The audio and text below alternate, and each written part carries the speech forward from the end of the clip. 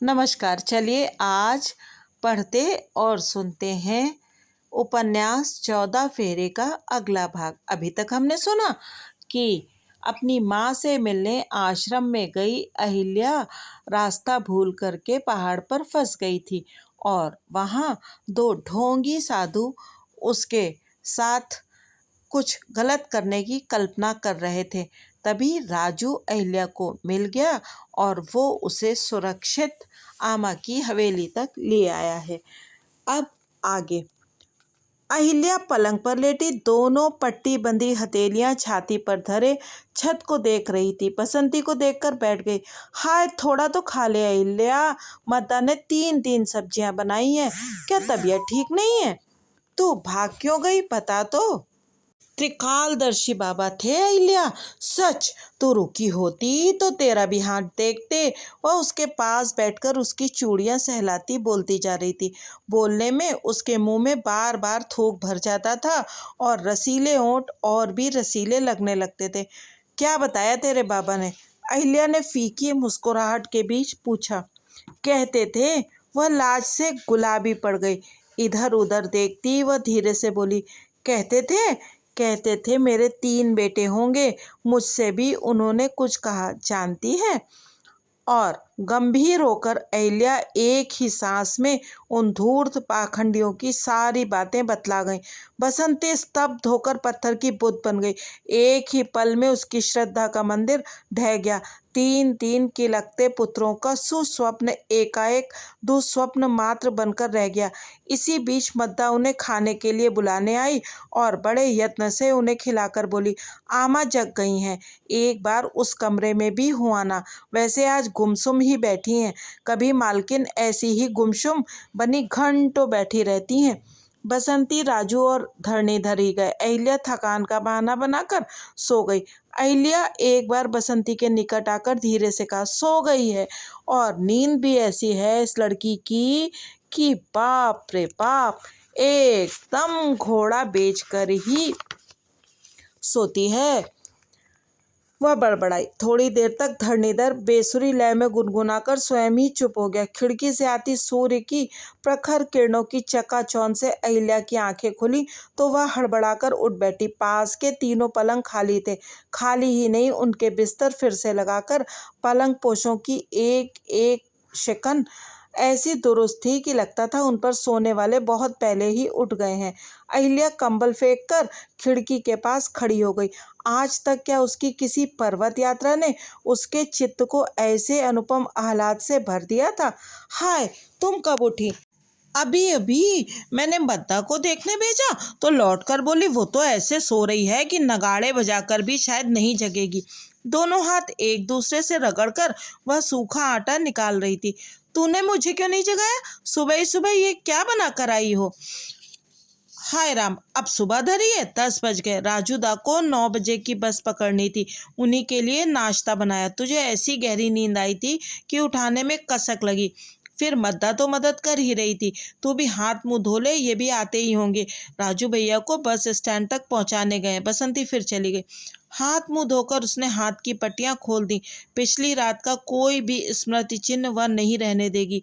एक एक कर उसने बैग में इधर उधर फैली चीजें रख दी।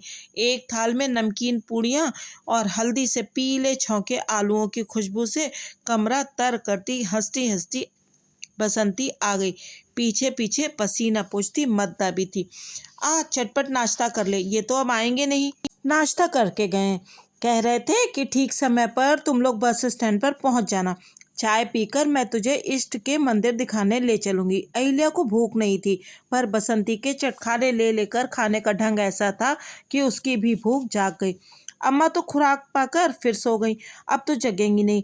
मान बहादुर हमारा बैग ले चलेगा, मंदिर से ही हम नीचे उतर जाएंगी। अहिल्या को किसी प्रकार का उत्साह नहीं रह गया था, पर वह अनमनी सी तैयार होने लगी। आमा अफीम की पिनक में पड़ी थी, इसलिए उनसे विदा लेने का प्रश्न ही नहीं उठता। बसंती ही अकेली उनके पैर छूने चली गई। अहिल्या चीजों को बटोर कर बैग में रख रही थी कि उसे बिजली का सा झटका लगा। राजू उसकी एक जासूसी पुस्तक पढ़ रहा था और शायद वहीं भूल गया था। अहिल्या उसे उठाकर रखने लगी कि पट से उसके पन्नों से रेक्सी का उसके नाम आया एक कार्ड नीचे गिर पड़ा। अहिल्या का कलेजा धक धक कर उठा। छी छी, क्या सोचता होगा वह कि उसके मित्र ऐसे ही निर्लज्ज और बेहया है। रेक्सी ने उसे अल्मोड़े के पते पर ही वह कार्ड भेजा था। उसमें अहिल्या का ही एक पेंसिल स्केच बना था और उसके नीचे लिखा था माई लव। छी छी, राजू उसे रेक्सी की ही प्रेसी समझे चला गया था। अहिल्या ने कार्ड को लिफाफे में डालकर ही उस पुस्तक के भीतर रख दिया था और फिर वह विवाह की हड़बड़ी में उसके विषय में सब कुछ भूल गई थी। कार्ड के टुकड़े टुकड़े कर अहिल्या ने खिड़की के बाहर फेंक दिया था। बसंती उसे बुलाने आई तो वह बैग लिए तैयार थी। एक सुरंग के भीतर होकर वह उनके इष्ट के मंदिर में पहुंची। काल भैरव की प्राचीन मूर्ति मंदिर के ही अनुरूप थी।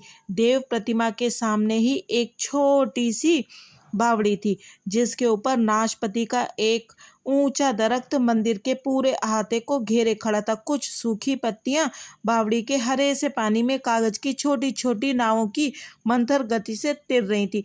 थैली में से निकालकर बसंती ने नारियल, सिंदूर, सुपारी, वस्त्र चढ़ाकर अहिल्या को भी कुछ पुष्प थमाए। ले तू भी चढ़ा दे, बड़े वरदाई हैं, जो भी मांगो वही दे देते हैं। फिर वह आंखें मूंदकर ना जाने किस मनोकामना की पूर्ति के लिए आंचल फैलाकर खड़ी हो गई। कैसी सरल श्रद्धा है इसकी और कैसा अटल विश्वास, अहिल्या सोच रही थी। वह स्वयं हाथ के फूल हाथ ही में लिए काल भैरव की मूर्ति की ही अचल भंगिमा में खड़ी थी। काश वह भी बसंती कैसे सरल विश्वास से कुछ मांग सकती। बसंती माथा टेक कर उठी तो अहिल्या हाथ में व्यर्थ पुष्पांजलि लिए खड़ी ही थी। अरे फूल चढ़ाती क्यों नहीं? चौंक कर पसीने से कुमलाए फूल चढ़ाकर अहिल्या बाहर आ गई। बसंती मार्ग भर चिड़िया सी चहकती रही। बस स्टैंड पर बस उन्हीं का इंतजार कर रही थी। उनके बैठते ही छूट गई। जब वे अल्मोड़ा पहुंचे तो कुछ अंधेरा हो गया था। ताई बासी पूड़ियों का अंबार लगाए बांट रही थी। पुत्री जमाता को देखकर सुभद्रा हाथ का काम छोड़कर उठ गई। कैसा लगा हमारा गांव? हंसकर उसने पूछा। गांव क्या, अच्छा खासा शहर है, हमें तो बहुत बढ़िया लगा, बल्कि लौट आने को जी नहीं कर रहा था। कर्नल अखबार की ओट लगाए ही बैठा रहा। अहिल्या को पहली बार पिता की कठोर मुद्रा देखकर भय हुआ। क्या मन ही मन जान गए थे कि वह अम्मा से मिलकर आई है? राजू तो मरा चला गया, सुभद्रा धरणीधर से कह रही थी। बहू तेरा रोका कि कल बहनोई के संग चले जाना। आज की तो उसकी छुट्टी भी थी पर माना ही नहीं। बाप की ही सनक चढ़े है लौंडे को। अच्छा राजू तो चला गया, कितना झूठा है। बसंती माँ के पास ही बैठ गई। मुझसे कह रहा था अल्मोड़े में एक दो काम है, ड्राई क्लीनर के यहाँ कुछ कपड़े पड़े हैं, अला है फला है, इसी से पहली बस से जा रहा हूँ। और क्या, तुहिना भाभी भी चली गई अम्मा? और क्या, सब चली गई। आजकल की बहुएं क्या अपने मर्दों को छोड़कर रही हैं? वह तो हमारा ही जमाना था। कहकर एक लंबी सांस खींचकर सुभद्रा ने कर्नल की ओर दृष्टिपात कर अपना शब्द वेदी बाण ताना। अहिल्या मिलाई अपनी अम्मा से। आवाज फुसफुसाहट की ही थी, किंतु ऐसी फुसफुसाहट थी जो कभी अस्पष्ट नहीं रहती। कर्नल अखबार लेकर बाहर चला गया। हाँ अम्मा, काकी इतनी सुंदर लग रही थी, अब क्या कहूँ, पर आंखें बंद थी, ध्यान में थी, इसी से उन्होंने अहिल्या को नहीं देखा। ऐसा भी क्या ध्यान, मरी देख तो लेती बिटिया को, क्या पत्थर का कलेजा था। अहिल्या इसी बीच भीतर खिसक गई। सुभद्रा फिर फुसफुसाई। हद है, इतने बरसों में बिटिया मिली और मरी ध्यान लगा के बैठी रही। ऐसे ही तो तिरिया चरित्र दिखावे थी तेरी काकी, मर्द भी क्या करे। बसंती के सम्मुख काकी का पवित्र शांत चेहरा आ गया। वह माँ की टीका टिप्पणी में कोई भाग न ले सकी। दूसरे दिन वह धरणीधर के साथ विदा हो गई तो अहिल्या को सारा घर काट खाने लगा। भाभियाँ भी चली गई थी। ताई की बकवास से उसके सिर में दर्द होने लगा था। उधर पापा का मूड बिगड़ता ही जा रहा था। बिगड़ने का कारण भी वह जानती थी। इधर उधर जाकर शायद कुछ थोड़ी बहुत खुराक जुटा भी लेते होंगे, पर रात को सोने से पहले जिस नियमित खुराक का उन्हें अभ्यास था वह न मिलने से वे चिड़चिड़ा उठे थे। पापा, वह रात को कर्नल की कुर्सी के पीछे जाकर खड़ी हो गई। क्या है बेटी? कर्नल का कंठ स्वर आश्चर्यजनक रूप से ठंडा था। पापा चलिए अब कलकत्ता लौट चले, मेरी तबीयत यहाँ से उचट गई है। अहिल्या का गला भारी हो गया। क्यों, कहा था ना मैंने। कुर्सी अहिल्या की ओर मोड़कर कर्नल ने हंसकर कहा, अल्मोड़ा का नशा भांग के रसीले नशे की तरह उतर जाता है। तेरी तबीयत नहीं लगती तो कल प्रोग्राम बनाएंगे। नहीं पापा, अब प्रोग्राम वोग्राम कुछ नहीं, कल ही चल दीजिए। पगली लड़की, कल शनिश्चर है, शादी के घर से पहाड़ में शनिश्चर मंगल के दिन अतिथियों को विदा नहीं किया जाता। भाड़ में जाए आपका पहाड़। वह पैर पटकती अपने कमरे में जाकर बिना खाए पिए ही सो गई। दूसरे दिन ताई के बहुत रोकने पर भी अहिल्या ने जाने की तैयारियां कर ली। वह सचमुच ही कलकत्ता पहुंचने के लिए छटपटाने लगी। पहले पहुंचते ही दौलत को फोन करेगी। अमिता तो पास ही रहती थी। उसके कमरे में बिजली जली देखकर स्वयं भागती आएगी। फिर तीनों मिलकर बैठेंगी तो वह अपनी पर्वत यात्रा के रोचक संस्मरण सुनाएगी। वह सोच रही थी कि अब क्या फिर कभी पहाड़ आना होगा। क्या पता एक बार फिर आना पड़े। जिस अभिप्राय से पापा उसे लेकर आए थे वह तो सिद्ध नहीं हुआ था। वह मन ही मन कई उधेड़ बुनों में उलझती जा रही थी कि कर्नल स्वयं उपस्थित हो गया। बेटी, मेरे साथ थोड़ा बाजार करने चलना होगा तुम्हें। झटपट तैयार हो लो, बहुत सी चीजें ले जानी होंगी। अहिल्या आश्चर्य से कर्नल की ओर देखकर फिक्स से हंसती। आप भी पापा बस बच्चों की सी बातें करते। भला इस सड़ी सी बाजार में आपको क्या मिलेगा। उल्टे बांस बरेली को जा रहे हैं कलकत्ता और शॉपिंग करेंगे अल्मोड़ा। आखिर लेंगे क्या, पहाड़ी मिठाई। अहिल्या को स्वयं पहाड़ की खोए की गहरे कत्थई रंग की सफेद पोछता चिपकाई बाल मिठाई और हरे हरे पत्तों में पान के बीड़े के आकार की सिंघौड़ी बहुत पसंद थी। पर आज वह जानबूझकर पापा को चिढ़ाने में जुटी थी। एक दिन समझेगी बेटी पहाड़ के अनोखे मोह की कैफियत को। मैं तो सोचता हूँ कि एक प्रवासी आईसीएस भी पहाड़ छोड़ेगा तो उसके साथ इन पहाड़ी तोहफों की एक पोटली अवश्य होगी। अच्छा अब तू देर मत कर। अहिल्या कोट डालकर कर्नल के साथ बाजार को चल दी। पीछे पीछे हाथ में एक बड़ी सी टोकरी लिए भौनिया था। कल को बाप बेटी की शानदार जोड़ी चली जाएगी सोचकर वह बहुत उदास था। मेम सी गोरी चिट्टी अहिल्या के उदार उत्कोच ने उसे उसका दासानुदास बना दिया था। अल्मोड़ा के बाजार का आरंभ और अंत आख्योपन्यास की भांति कई परतों में बढ़ता जा रहा था। पत्थर के ऊंचे नीचे ढलानों पर चढ़ती उतरती अहिल्या कभी स्केट सा करने लगती और कभी अप्रत्याशित चढ़ाई से हाँफकर कर्नल से पिछड़ जाती। प्रत्येक दुकान का अपना निराला ही व्यक्तित्व था। कहीं पर छोटी छोटी दुकानों में कपड़े के रंग बिरंगे थान चुनकर रखे थे। ना उनमें नायलॉन या डेकोरोन बेचते कलकत्ते के भड़कीले सेल्समैन थे, न जगमगाती बत्तियां, रंग बिरंगी छींटें और फूलदार नेपाली ढाक के थान जिनके लाल पीले और हरे फूल शायद उस दिन की प्रतीक्षा में थे जब कोई पर्वतीय सुंदरी उनका लहंगा सिलाकर अपने उस पहाड़ी मगजीदार लहंगे के घुमेरों को घुमा घुमा कर उनका अस्तित्व धन्य कर देगी। एक और तंबाकू के पिंडों का पहाड़ लगाए कई छोटी छोटी दुकानें थीं जिनके दमदार कड़वे तंबाकू की खुशबू से अल्मोड़ा की बाजार के ओर छोर महक रहे थे। कहीं घुरड़ काकड़ और चीते की खाल लटकाए सुर्ख सुर्ख गालों वाले सुदर्शन शाह आओ गुरु कहते शुतुरमुर्ग के अंडों के आकार के कागजी अखरोट बेच रहे थे। उनका कहना था कि गुलाब का फूल भी उनके अखरोटों के नाजुक छिलके को तोड़ सकता है। कुछ शाहजी की अवधी नवाब की सी दूधिया सूरत और कुछ उनके कहने के अनोखे ढंग से कर्नल उनकी दुकान पर खड़ा हो गया। अच्छा क्या सचमुच ही गुलाब का फूल भी ने तोड़ देगा दीदी। भौनिया ऐसी अद्भुत बात आज ही सुन रहा था। किसी गत यौवना के ढलते यौवन की भांति ढलती अपनी हाफ पैंट को छाती तक खींचकर उसने अहिल्या से पूछ लिया। हाँ जी हाँ, कागजी हैं कागजी। कल ही 2 बोरे एस्कोर्ट से मंगवाए हैं। कितने दे दूं सरकार?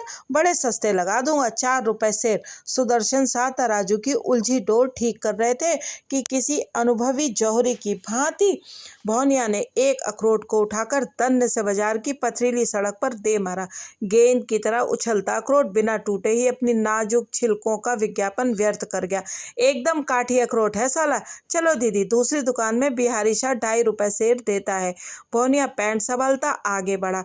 उसके पीछे पीछे सुदर्शन शाह की चुनी गालियों के तीरों की बौछार बड़ी देर तक आती रही। अखरोट लेकर कर्नल को कई परिचित बंधु बांधवों की भीड़ ने घेर लिया। अहिल्या को मन ही मन पापा पर झुंझलाहट आने लगी। हद होते हैं ये पहाड़ी रिश्तेदार।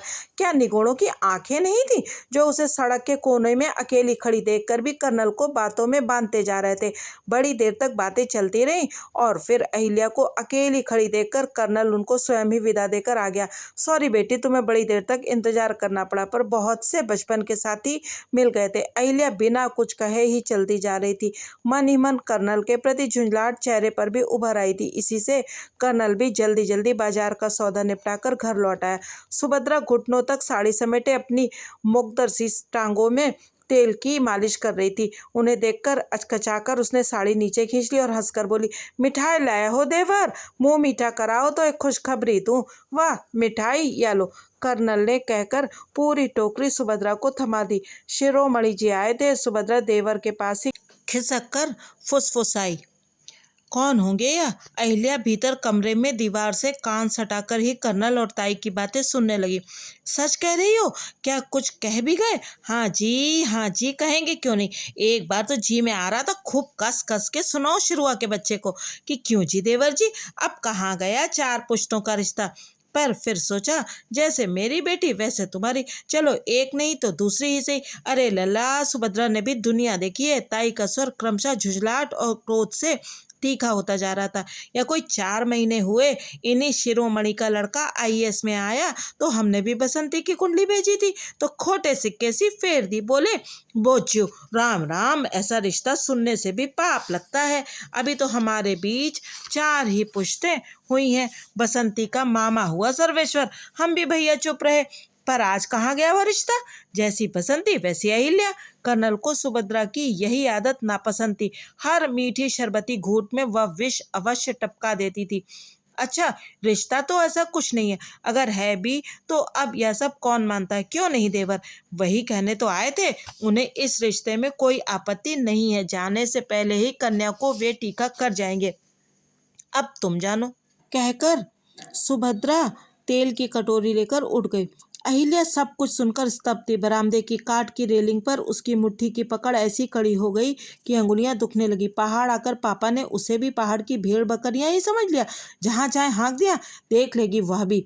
ठीक है, मैं एक बार उनके यहाँ से ही हो आऊँ, कल को फिर सुबह ही जाना होगा, कहता कर्नल शायद अपना स्वेटर धरने भीतर आया। बरामदे की रेलिंग को छोड़कर अहिल्या सीधी खड़ी हो गई। अब आपको इस समय कहीं नहीं जाना होगा पापा। किसके साथ, किसके यहाँ जाने को कह रहे हैं आप? कर्नल अवाक रह गया। अहिल्या के दोनों नथुने क्रोध से फड़क रहे थे। लगता था वह किसी प्रकार से अपने को संयत किए खड़ी है। क्यों? क्या मैं कलकत्ता से यहाँ बसंती की शादी के लिए आया था? कर्नल का रक्तचाप शत्रु की भांति उसके सिर पर चढ़ा आ रहा था। चलने से पहले मार्ग भर क्या वह अहिल्या को समझाता नहीं आया था? अपने ही समाज में विवाह करने की इच्छा क्या बार बार अहिल्या ने पिता के सामने नहीं दोहराई थी? तब क्या कलकत्ता के किसी छोकरे ने तो उसका दिमाग नहीं फिरा दिया था? मल्लिका ने उसे फिरंगी रैक्सी के लिए सावधान तो कई बार किया था। शिरोमणि कुमाऊं के सिरमौर है, जानती है लड़की। अब के कर्नल का स्वर पिता का नहीं, झूठ परसन के लखपति व्यवसायी का सा था। आईएएस लड़के पहाड़ में क्या सहज में मिलते हैं? उस पर बाप की नैनीताल में 3-3 कोठियां। नाना ने डर्बी की लॉटरी जीती थी। देखने में लड़का जरा सांवला है, पर ऐसे ठसके का है कि अब तक 13 लड़कियां नापसंद कर चुका है, जिनमें से 3 के बाप एसपी थे। ठीक है, किया करे पापा, मुझे उसकी पसंद नापसंद से कुछ लेना देना नहीं, पर मुझे अभी विवाह नहीं करना है। पिता पुत्री का वार्तालाप सुभद्रा शायद कहीं से कान लगाकर सुन रही थी। एकाएक वह हंसती हंसती भीतर आ गई। पढ़ी लिखी लड़की है ना लल्ला, इसी से इतना मीन मेक निकाल रही है। क्यों, क्या कहीं और लड़का वड़का तो नहीं छांट रहा है? हमारी भतीजी ने स्वर को जितना ही मिठास में घोल कर प्रस्तुत किया गया, उसकी उतनी ही कड़वाहट से अहिल्या तिलमिला गई।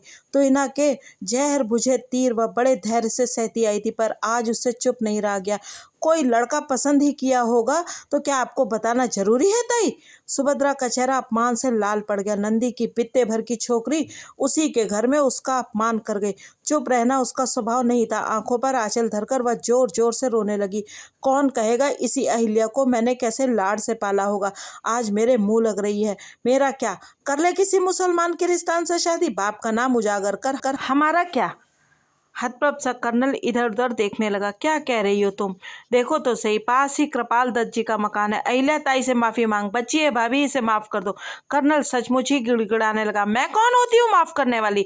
दीन दरिद्र पहाड़ी ताई से भला तुम्हारी मेम सी बेटी माफी मांगेगी? सुभद्रा स्वर के आरोह अवरोह रचाती रोती रही। उस दिन रात को बाप बेटी भूखे ही सो गए। दूसरे ही दिन प्रातःकाल अहिल्या ताई से मिलने गई तो उसका चेहरा लटका ही था। बिना कुछ कहे ही रोली का तिलक खींचकर सुभद्रा ने उसे एक 10 का नोट थमा दिया और स्वर को व्यंग की शान में तीखा कर बोली, माफ करना, हमारी कही सुनी।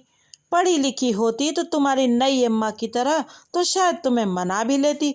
अहिल्या ने 10 का नोट थाली पर ही रख दिया और आंख के आंसू रोकती भुनभुनाती बाहर निकल आई। कैसा उत्साह था पहाड़ आने का, पर आज सब उत्साह ठंडा पड़ गया। पर्वती समाज ने उसे दूध की मक्खी की भांति निकाल कर फेंक दिया था। अब क्या वह फिर कभी पहाड़ आ सकेगी? पापा उस पर बहुत नाराज हो गए थे। मार्ग पर बिना एक शब्द बोले ही यात्रा संपन्न हुई। कलकत्ता पहुंचते ही अहिल्या पहाड़ की सारी कड़वाहट भूल गई। ताई के कठोर वाक्यों की चुभन के बीच बसंती की स्मृति सारी कसक मिटा देती। उसकी सरल आकृति, भोली मस्तानी आंखों का स्नेह, धरणीधर की निष्पाप ठिठोलियां और उन्मादनी आमा का चीनी गुड़िया का सा चेहरा सब बार बार किसी रोचक डॉक्यूमेंट्री की भांति उसकी आंखों में तैरने लगता।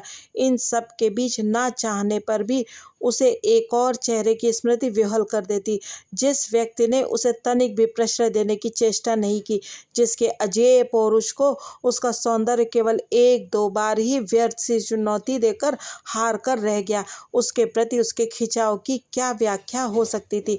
फिर पर्वती समाज के विकट चक्रव्यूह में फंसकर वह क्या स्वेच्छा से ही प्राण गंवा सकेगी?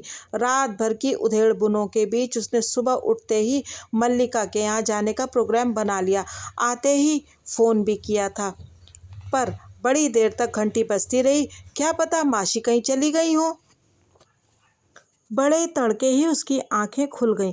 इतने दिन बाहर रहने पर भी कमरे की व्यवस्था में कोई त्रुटि नहीं आई थी।